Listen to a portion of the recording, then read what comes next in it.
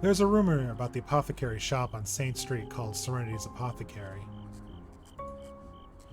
It is said that the shop sells normal herbs for your mom's bitter soups, but also the experience to relive your past again. Their sessions only accept sentimental keepsakes as payment, though with one sip of their home brews, you can go back in time. There are never reports of customers coming in and out. The smell is neither delightful nor revolting, and is open only when you are most curious about it.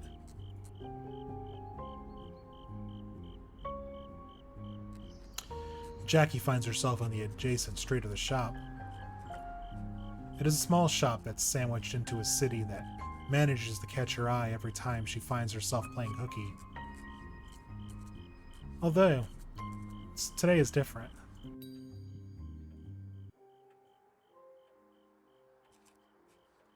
On a quiet night, she enters the rusty shop and is hit with an atmosphere completely different from the humid street. Jars and cabinets sit in rows and columns covering all the walls. Organized yet live with character, everything looks really mysterious, as if items on display were picked from fantastical forest or imported from some other dimension. Mesmerized by all the trinkets, she instinctively reaches for something on the shelf. A new customer, hmm? Jesus! Don't scare me like that. But I was here the whole time, no? You were? Most likely. Ugh. Well, are you looking to pick up, or are you just browsing? Uh, I... I wanted to interview you. The shop, you know? Is your manager around? I am he. Oh, well, you seem very bright. I'd be happy to take a sketchy interview from you.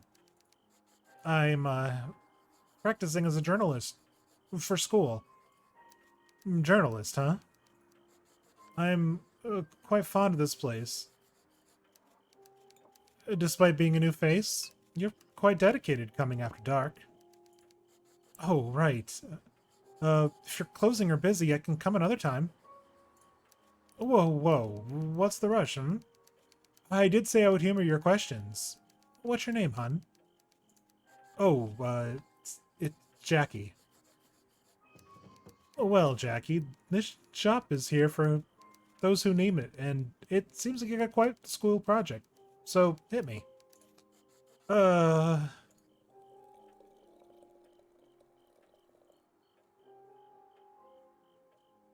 Um, why are you open so late? Most of my customers come in during late hours.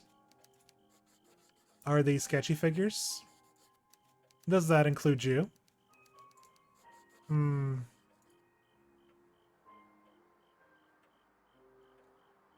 Who and what do you do here? Haha. You're fond of this place and you need to ask me for my name? Uh, just... It's for the record. I'm Dr. Adrian Fung, the owner, head pharmacist, and resident somnologist of Serenity's Apothecary. So you dispense herbs and medicine, but you're also a somnologist. I'm a sleep specialist. Oh, I guess people who have insomnia come to you then. People with those issues do come to me, yes. Are you writing everything down? This is very important information. Of course, so let me just... Here, you can use this. Oh, thanks. Ecstatic to use such a luxurious pen, Jackie searches her pockets and finds a napkin. Though, once she starts to write, the pen explodes and ink splatters over the napkin. Thankfully, nothing spilt on the floor or anyone's clothes. Oh, okay, was that intentional? Yep, it's custom made. You're its first victim.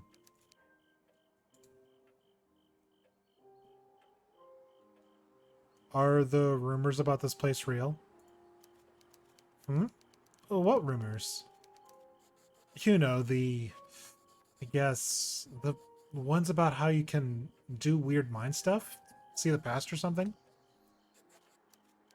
Would you like to see your past?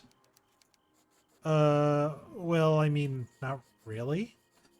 I think I'm more curious about the people who come here for it, though. Showing you my clientele would be a breach of privacy. Oh, I'm not asking you to be in trouble. I just want to know how this rumor started. Don't worry about that. I'm just messing with you. People come here to understand their past and review their emotions. You see, there are folks out there who cannot accept their past, and there are those who carry deep regret. So even though we're a apothecary, you could also see us as a sleep clinic. We monitor patients as they dream about their past. It's simple. That feels like something out of a game. Some might call it our practice. Our practice is supernatural, otherworldly even. But our clients only see what's already swimming in their head. Of course, it's not a simple task, so we rarely take new patients. So then, how do you do it? It seems expensive. Hmm. For the shop, it's more time and labor intensive, so our sessions do run a high price, but not at a monetary price per se. The medicine calls for an item nestled deep within inside the patient's memory. Wait, so sentimental item? Is it in some way the first step to self-forgiveness or something? In a way, it's a step to healing for sure, but we don't force the patient to give up their item. There are all sorts of customers who come through here. Here, let me show you. Wait, am I allowed in? Yeah, it'll be fine. Beside the regular herb goods that we sell, sorry, besides the regular herbal goods that we sell for those who brew their medicine, we also prescribe medicine that lets you retain and access certain memories. Though it is a powerful medicine, it still requires a keepsake that clients have to sacrifice. A keepsake? Does it have to be related to the memory that they want to access? Yes, at the cost of the keepsake. The memories are infused into a potable medicine. Here are some recent clients you can learn more about. Okay, so we can learn about Sonia Loom, Reina Gao, or Christine Jun. Let's start with Sonia.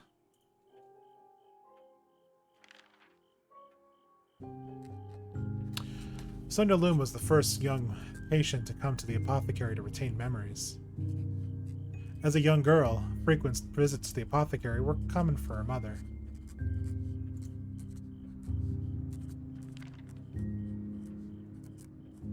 Though one winter, the Looms stopped visiting, and word of mouth quickly spread that Sonia was placed in an orphanage.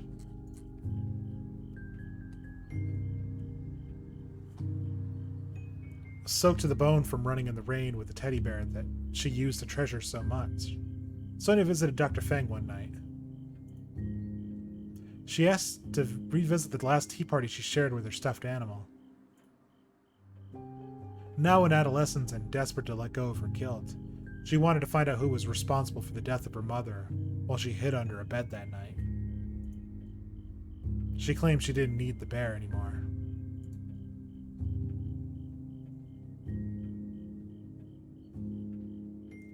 Alright, patient 36, Reina Gao.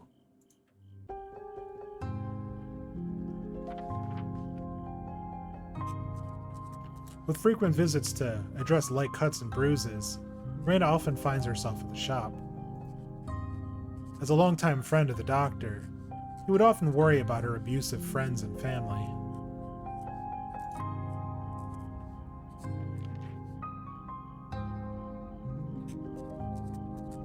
Desperate to separate herself from her past life, the people who she once submitted are no longer in her life and walks her own path without discrimination.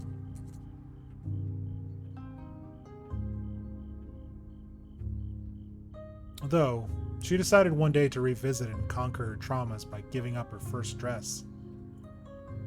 As a bittersweet keepsake, she kept it both as the end of her complacency and the beginning of her transition.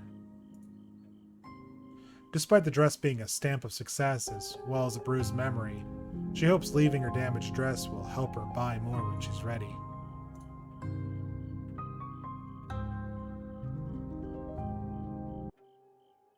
Alright.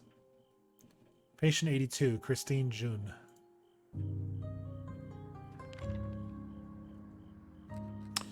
When Christine June came to the shop with a braid lock of hair, she asked if she could revisit their last argument and the final time she spoke with her father.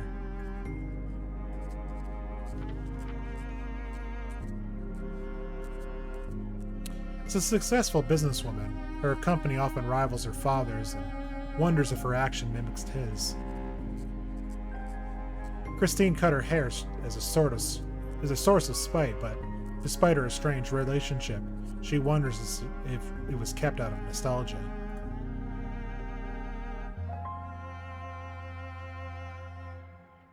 Somewhere in her heart, she'd always known that her father had been proud of her.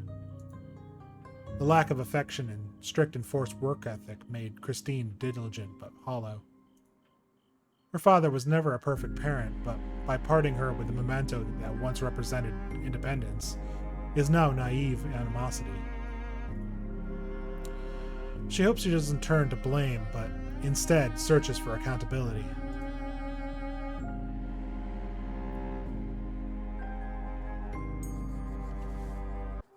These are all so... Isn't it supposed to be a place of healing? Is there documentation of the development? We operate on an appointment basis. If the patient needs more sessions, we do monitor their timeline, but if they don't, why fix something not broken? Oh, so no one has come back since? It's hopeful that it's so. Sonia seems fine at school, and I keep in touch with Reina from time to time. But they have yet to come back to the shop on their own terms, or for their item. Oh, you don't put them in the medicine? Do you boil your teddy bears or fabrics for soups? Fair point. And what about you?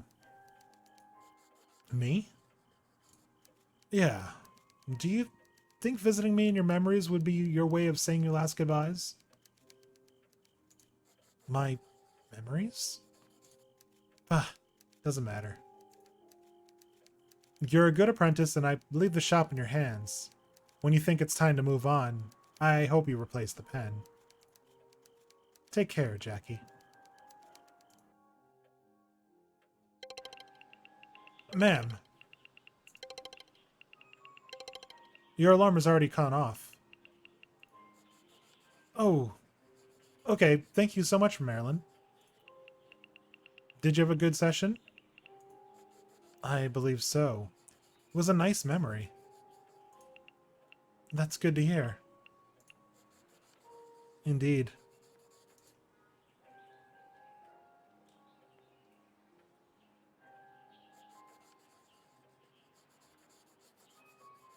Oh, while you're here, I think I might need to get a new writing utensil.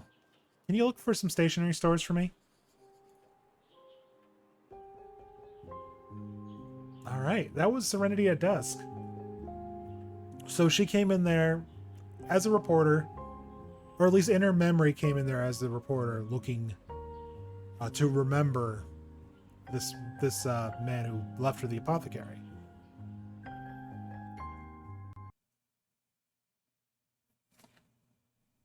Yeah, so if you want to check out Serenity at Dusk for yourself, we provide a link.